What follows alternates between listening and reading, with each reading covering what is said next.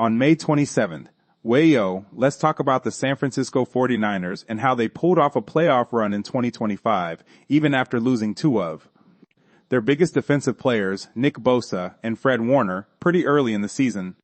Bosa went down in week 3 and Warner in week 6, meaning they had to play most of the year without their defensive anchors.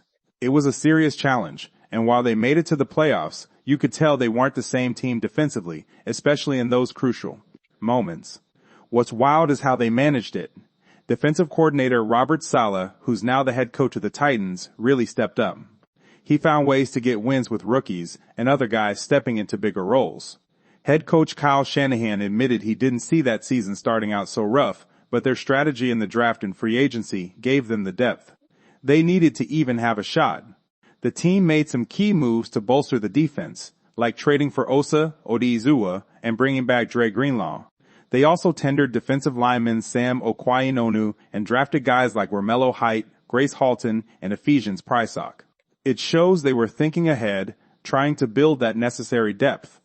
Shanahan himself said they got lucky last year because they didn't face a ton of top-tier quarterbacks, which masked some of their defensive weaknesses. He knew they were a bit thin on defense going into the season, but losing both Bosa and Warner was a whole other level of tough.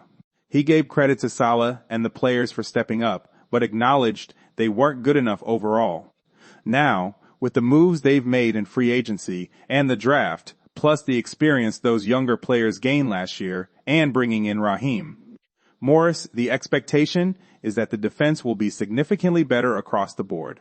They're aiming for improvement, not just in stopping the run, but everywhere on that side of the ball. That's the story for today. NFL News Today, driven by AI.